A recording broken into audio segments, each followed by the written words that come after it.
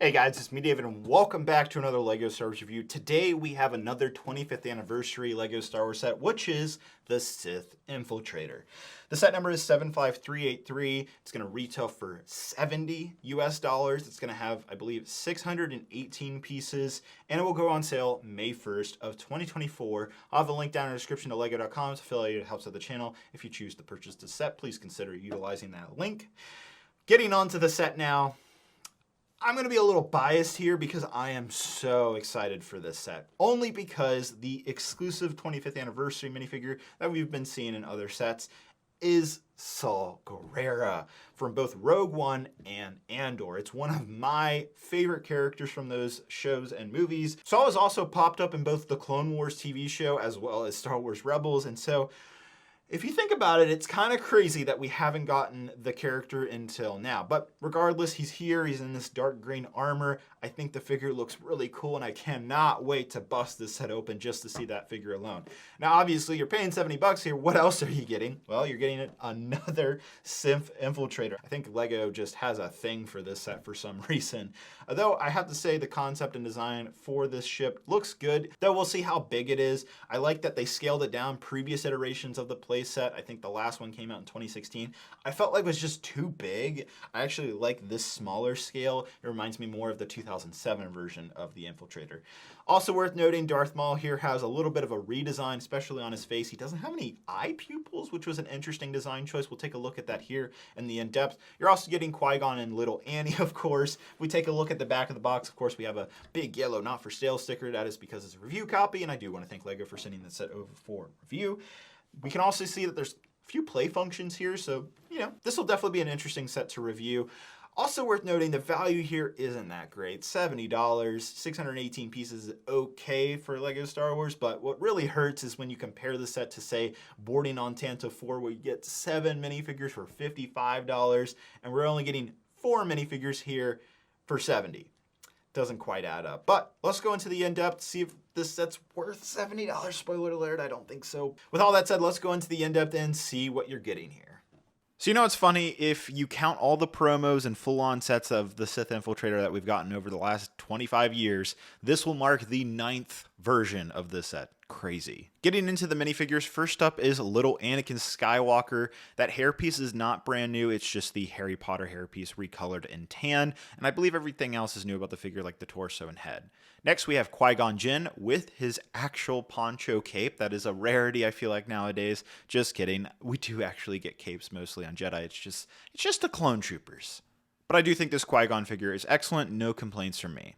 Next is a controversial figure, Darth Maul, redesigned and, met with some criticism from what I've seen from fan feedback. I like this design, believe it or not. So what I'm talking about specifically, if you look at Darth Maul's eyes, and I'll put a picture up here, you can see that his pupils, those little black dots, have been removed on this new iteration of the figure, and I kind of like it. Maybe that's a hot take. Now, what isn't a hot take, at least in my opinion, is how good this Saw Gerrera minifigure is. First off, we have a 25th anniversary plaque stand that comes with all these special figures throughout this year, but looking at Saw himself in person, this figure looks fan-frickin-tastic. We have a printed back cape, and then we also have printed armor as well. You can take the armor off, and it has basically the same torso design, not to mention how excellent his dual-sided head print is. I'm fanboying over this figure. I think it's fantastic. No complaints here. I know some people were complaining about the dark green color. I think it was the right choice.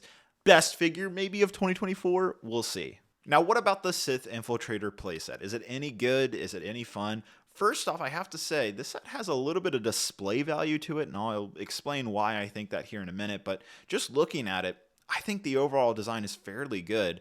I have to complain about one thing. I think the front retractable landing gear kind of angles the set a little too much. I wish they were a little bit longer, but that's kind of a nitpick complaint.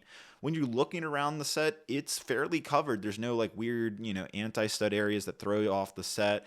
I think it looks good from pretty much every angle, maybe not from the very bottom, but most of the angles look good. As for that retractable landing gear, it's fairly easy to put up, and it actually blends in very well with the rest of the set. And then you can, of course, adjust the back wings like so for a flight mode action for swooshing around your room. Now, what about the play features of the Sith Infiltrator? Well, on the front end, you of course have some spring-loaded missiles. That's fairly common for a set at this price point, but they're really cool to use because they have a nice trigger function in the front, fairly easy to put them on and off. And then we also have a dropping function for these probe droids that Maul uses in The Phantom Menace. You get 3 of them, like we see also in the movie, and they're fairly easy to reload here in the front side. This panel just lifts up, and you simply just use this really interesting and ingenious mechanism on the underside that is refreshing to see. I love fun play features on LEGO Star Wars sets. I don't feel like we get enough of that nowadays. I was also pleasantly surprised to see how much detailing there is around this set. We have printed pieces on the front and on the inside of the cockpit area. There is no stickers in this set. I probably should have pointed that out earlier, but that's refreshing to see and hopefully helps that $70 price tag. Opening up the backside, you'll see that Maul has his little speeder here. I've seen some people say that this thing's a little weak, but given what it needs to do, fit within that cockpit area, I think it looks appropriate, and I kind of like the style of it. No, it's not the perfect vehicle or perfect speeder rendition, but it looks fine to me. On the inside of the Infiltrator, it's pretty barren, just a single control panel that is printed but has been seen used in many LEGO Star Wars sets. However, there's 2 clips on either side that you can attach Maul's lightsaber to, and everything fits nice and snug perfectly inside the cockpit. Now, unfortunately, you can't fit the other characters in the Sith Infiltrator, though that doesn't really make any sense anyways for how the movie works out in The Phantom Menace. Now, next, I want to compare the Sith Infiltrator versus the 2011 version. Now, I unfortunately never picked up the 2016 iteration. That was the last playset made, but they're fairly similar in terms of size and styling. So here's the 2011 versus the 2024 version, and you can see there is a major size difference here. The older version is much larger. However, let me just put a pin in that and say that the 2011 version also retailed for $70, also had 4 minifigures, and had less pieces at 479 pieces, making this new 2024 version, technically speaking, a better value. And it's a similar case with the 2016 version of the Sith Infiltrator playset, where that version had 662 pieces, also had 4 minifigures, and retailed for $90, so this is $20 cheaper. Yes, it's scaled down. I personally like the fact that it's scaled down. This is the right size for me. I always thought this 2011 playset version was way too big for me personally, and the cockpits are even similarly sized as well. Now, with those 2 sets in mind, this set starts to look a little more appealing. All right, I got to admit, I like the Sith Infiltrator far more than I was expecting. Mainly because of 2 reasons. One, the set itself surprised me. This thing is fun to play with. Great functionality, probably one of the best playset ships that we've gotten in at least a year or 2. I was kind of surprised. I also like this scale for the Sith Infiltrator. I know some people prefer the bigger, longer versions that we've gotten in years past, but this kind of 2007-esque scale, I think is the sweet spot for this type of ship. Granted, we should have gotten some other type of Episode 1 ship for this kind of set tier, but we got another Sith Infiltrator. I'm reviewing this set as is, and I gotta say, it's good. It really is. It's almost got a little bit of display value to it even. And then the minifigures. Obviously, the highlight of this set for me is going to be the Saw Gerrera minifigure, but Darth Maul, Qui-Gon, and Anakin are great choices. But the other thing we have to talk about here is you can look at this set in 2 different ways. Either A, it's $10, $15 overpriced, or B, it should have come with at least 1 more minifigure to justify that $70 price range. I could think of at least 1 minifigure that probably should have been in here, which is Padme Amidala. I'm so really surprised that she isn't honestly in this set. 4 minifigures, $70, not a great value. The set itself, I think, is actually really good, especially when you're comparing it to the other LEGO Star Wars sets in these price ranges. It really varies because you have R2-D2 at the top with $100, but only 2 minifigures. Then you've got the Boarding on Tantive 4 set for $55 with 7 minifigures. Like, LEGO Star Wars is kind of weird nowadays with minifigure counts and price tags. It's all over the place.